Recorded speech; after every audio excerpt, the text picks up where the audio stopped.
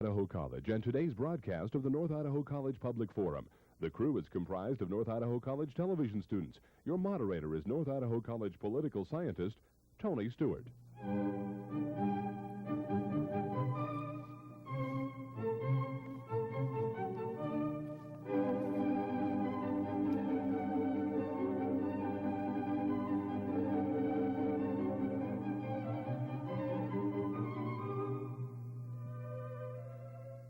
Today we wish to bring you the fifth in our 6 programs entitled Our Responsibility for Nature.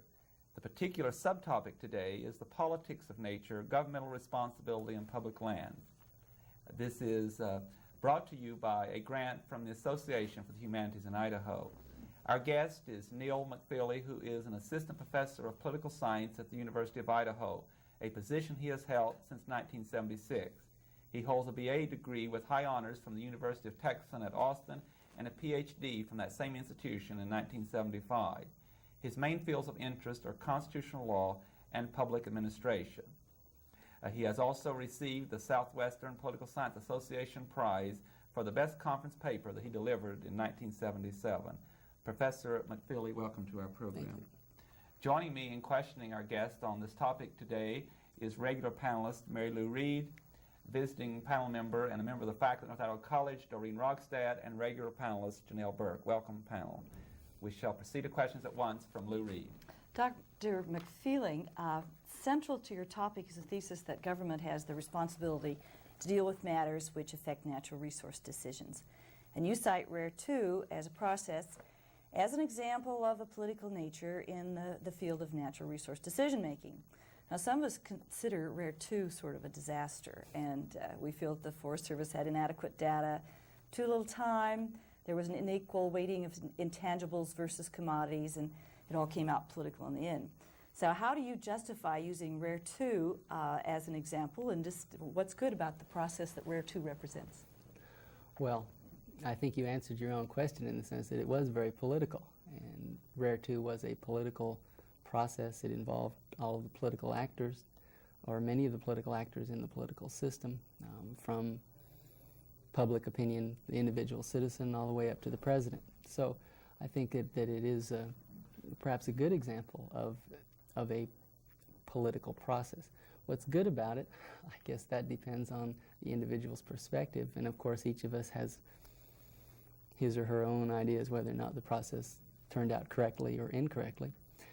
I think it was good, at least in the sense that it was intended to, and to a great extent did allow for some public participation. It allowed individual citizens to have some role in the decision making on this particular aspect of public policy. One could argue that perhaps the Forest Service made some mistakes, that they had inadequate time and inadequate information. My thought on that would be you're probably correct, but if they had made the decision without the participation by the public officials and by the other citizens, perhaps it would have come out even worse. And the idea here was to allow, or at least the intent was to allow the public to have some type of role, perhaps to discuss some of those intangibles.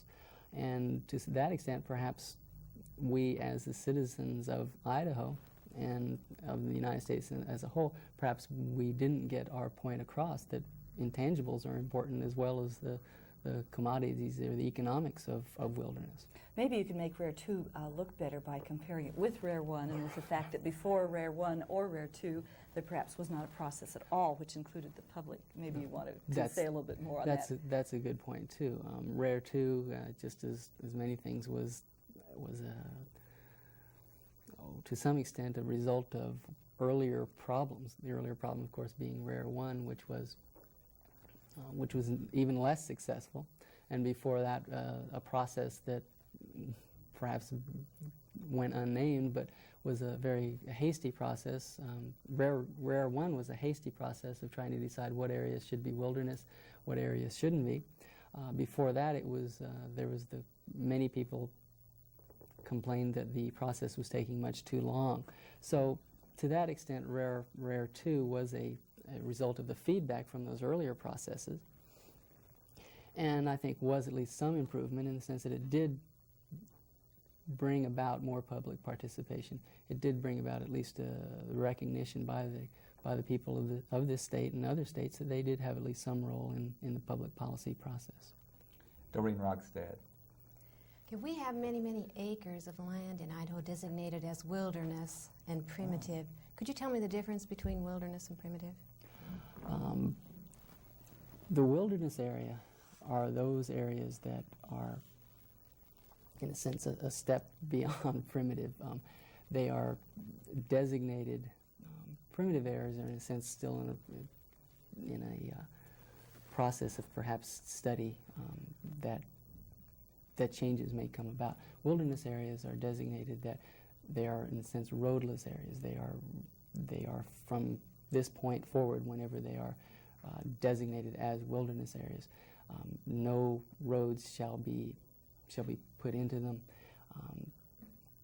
No mechanized means of transportation or anything such as that. So wilderness areas then are designated, and that from that point on, as long as Congress doesn't change their designation, no roads or any, should be preserved by the Wilderness Act as, in a sense, where man, the quote from Congress is where man is, in a sense, a visitor as well.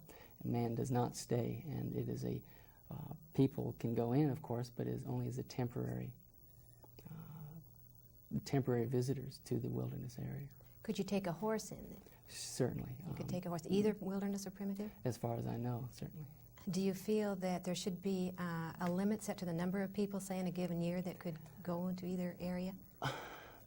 That's obviously a very difficult policy question that might have to be faced in the future. In Idaho, we're very lucky because we simply haven't had that great amount of use of these areas. If you go into the wilderness areas, you generally won't see that many people.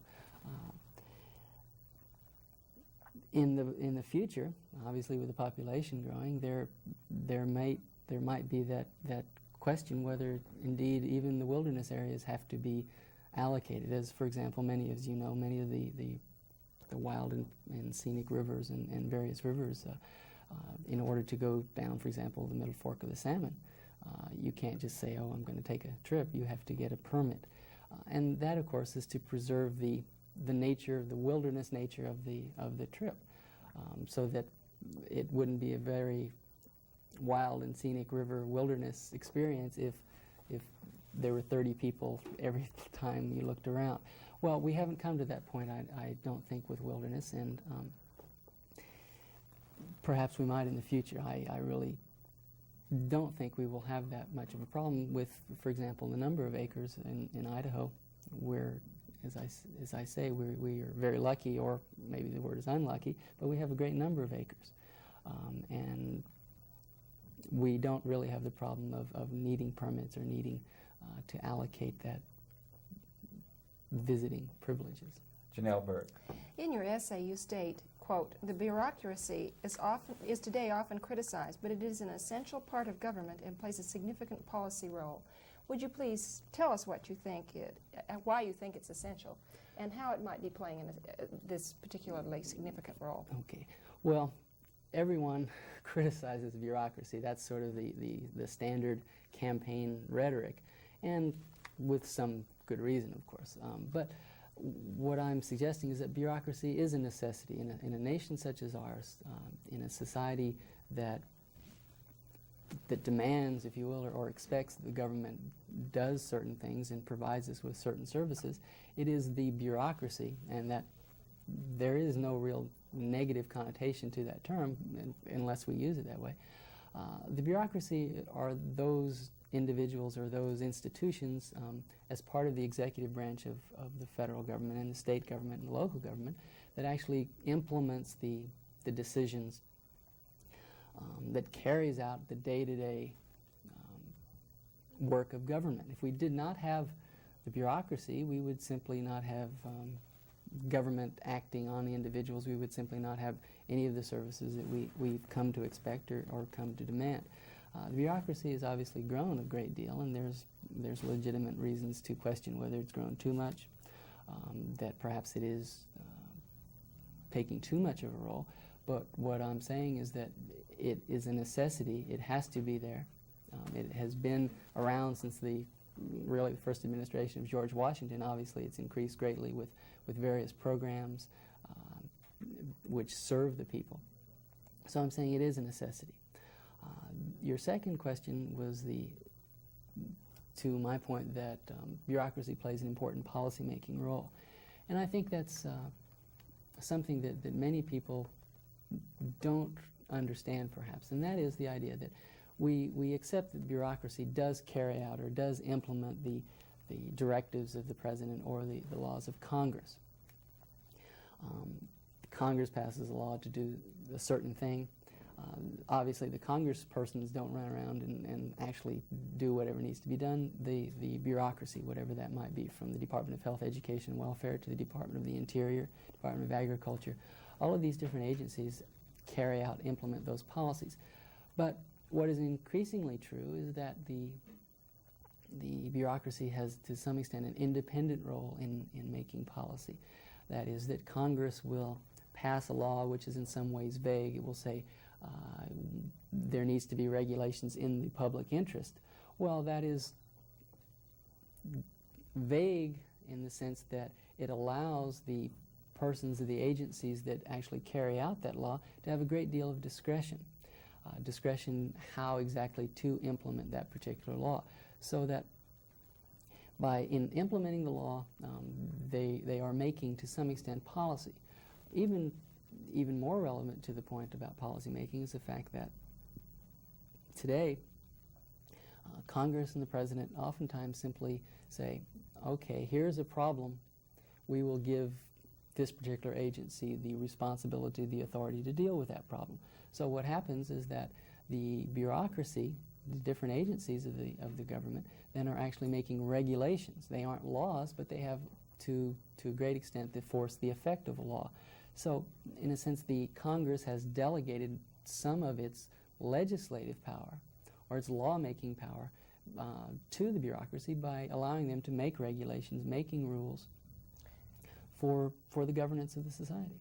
Do you feel that's as efficient a way of handling the problem as is possible, or do you feel it would be more efficient for the legislature itself to handle the problem?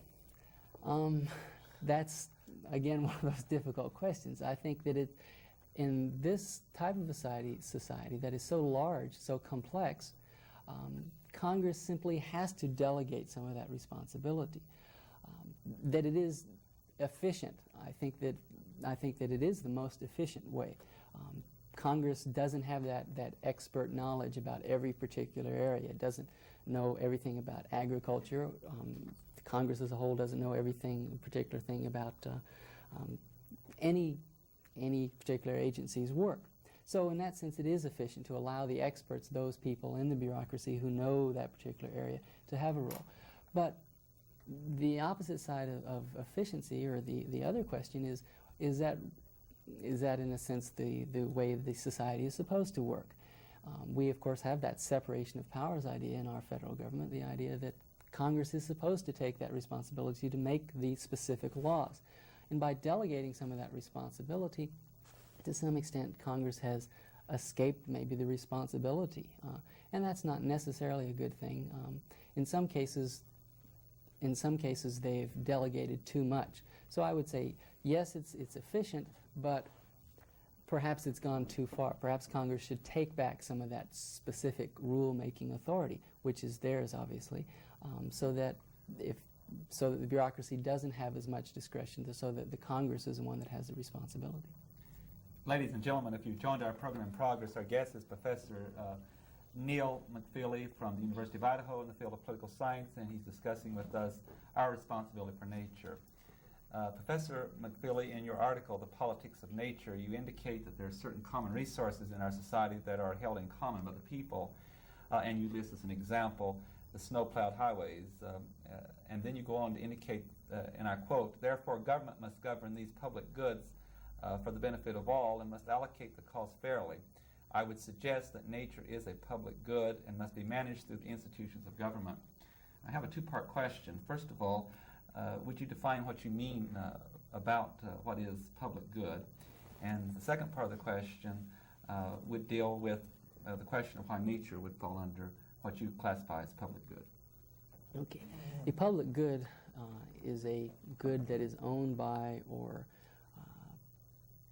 used by the society as a whole. It is something that, in a sense, can't be broken down into specific increments to be bought and sold. That is, I suggested snow-plowed highways as a public good in the sense that it illustrates that it isn't something that you can say, okay, I'm going to, as an individual, I'm going to pay my tax money or my dollars here to get this part of a highway snow-plowed.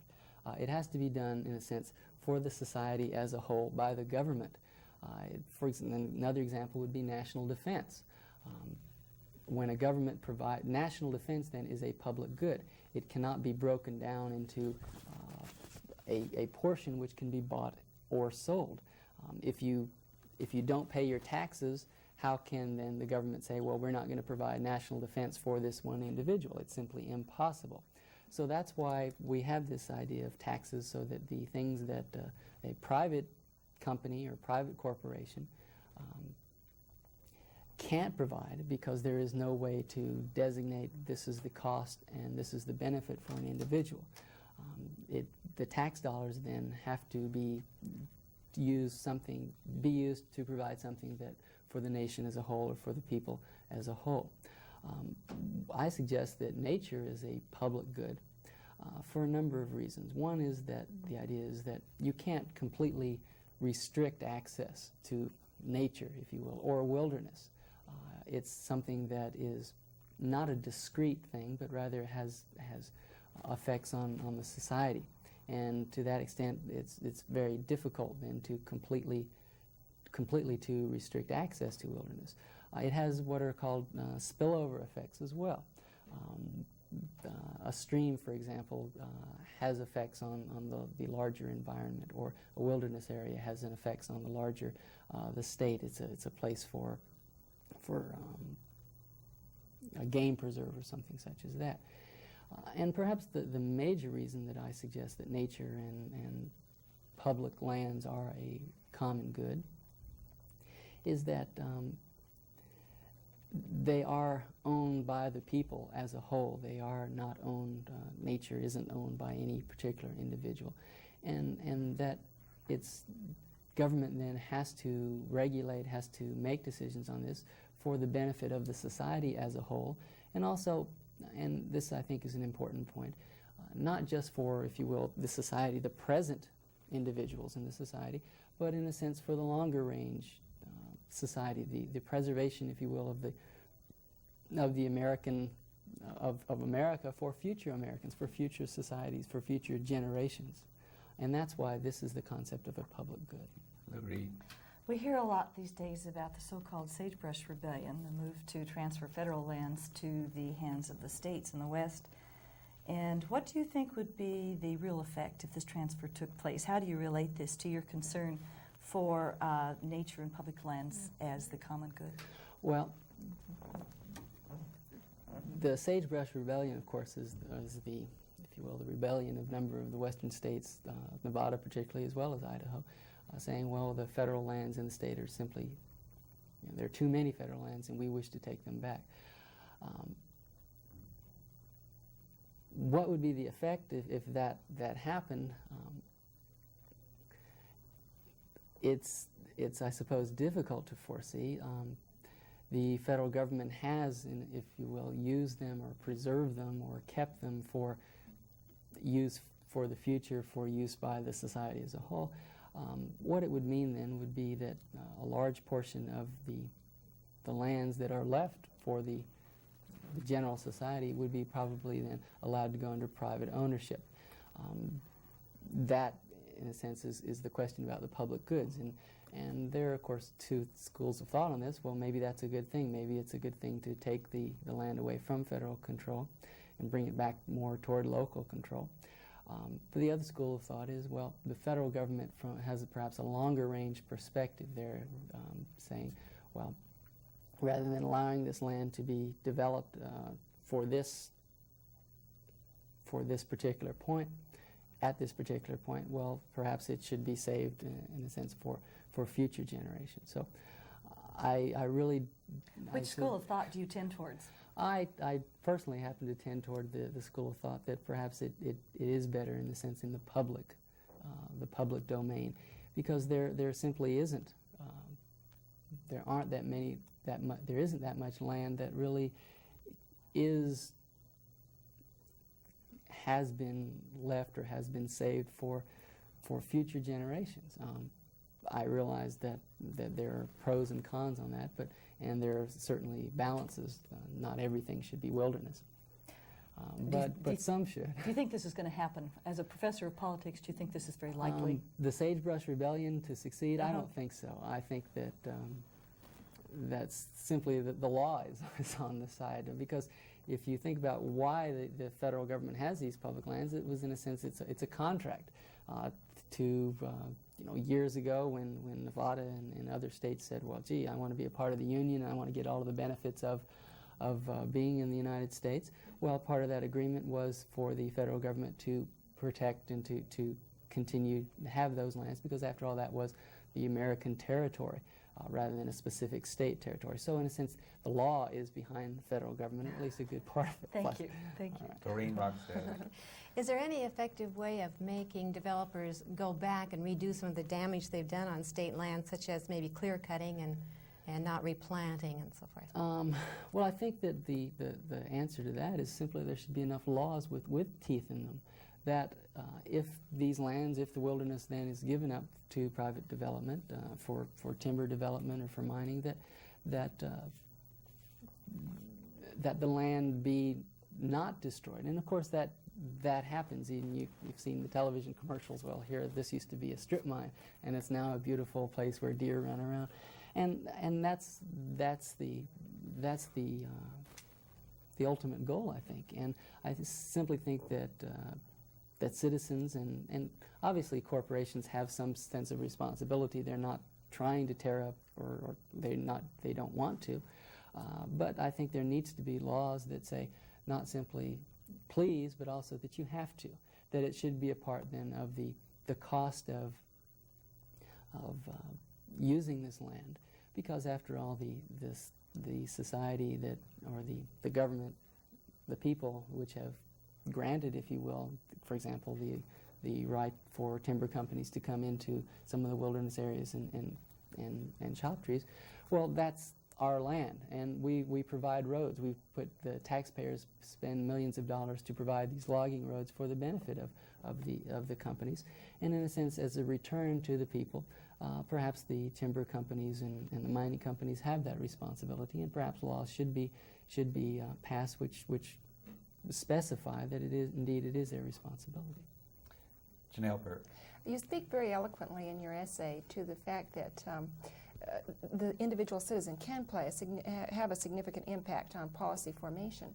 Do you really believe, and would you like to expound on that idea a little bit, but do you really believe that the individual citizen has as much impact perhaps on policy formation as a large company whose economic interests are at stake? Well, obviously, no. I don't.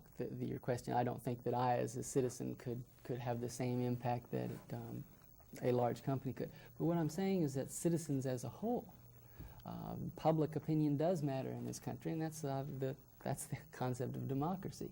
So that if you have an idea and you can get other people, if you join in a group, for example, that group, that interest group, or the citizens that behind it do play a role. And a group then may have more power. An interest group may have as much power or more power than a single company. Democracy or democratic society says that's the way it's supposed to be. And that's the way that it is, that people do have a role. Public opinion is important. A single individual, unless that individual happens to be the president or something, probably doesn't play an important role as a corporation. But a group of individuals do have an important role, I believe. It's a very encouraging thing. Comparatively, do you think that our government is more effective in dealing with the resources, or do you think other forms of government might be effective in dealing with natural resources? Well, I guess we can go back to the quote that Mussolini made, the trains run on time. You know, you can have a totalitarian government that is very effective, very efficient. But effective for whom? Efficient for whom? For who does that type of a government benefit? Well, it might benefit the few that are in power. And the idea is, well, the American democracy might work a little inefficiently, and we might take a while to do things, but at least the idea is that it works for the public interest. That's a difficult thing to define, of course, but part of the public interest is allowing the public to have a say. Lou Reed. Do you think your definition of politics as who gets what, when, and where is a workable definition? Well, I think that's what politics is, basically. It's the question, the definition of politics is who gets the resources, how they get them, when they get them, and why they get them. It's a question really of power to some extent. It's a question of who makes the decisions in the society, how are they influenced by, who gets what, when, and how is a nice, short way to explain, I guess, the whole field of political science. I think Tony will agree as a political scientist. Perhaps it's not a very scholastic or scholarly definition, but it gets across the point that it's the struggle for power and the allocation of resources. Doreen Rockstad. Supposing there was a fire, like maybe a storm-caused fire in a wilderness area, who is responsible for that? The Forest Service of taking care of it, deciding to put it out or let it burn? So. Okay, do they ever just let them go and burn? Well, that's what's happened in the last few months in the Idaho wilderness. The idea, the concept behind that is that if we wish to have a wilderness area, you don't have a fire truck on every corner. And there are some benefits for allowing the fires to burn, and you allow for different types of growth and renewal of different growth and animal habitat and so on. And so that's what has been happening. Some of the fires in southern Idaho in the middle part of the state, the Forest Service has decided, well, if we're going to have wilderness areas, perhaps one of the drawbacks or one of the things we have to take is fire. Are they concerned then with the endangered species that may live in that area? I guess they figure that if they can run. I must interrupt. I'm sorry we're out of time. Thank you very much, Professor McFeely, for being with us. Ladies and gentlemen, in a few weeks we will bring you our final program, our sixth one in the series of Our Responsibility for Nature. And at that time our guest will be Marvin Hinberg, discussing a moral view of recreation. Next week we're going to be dealing with a totally different topic, and I hope you'll be with us. And until that time, have a good week. I am Tony Stewart.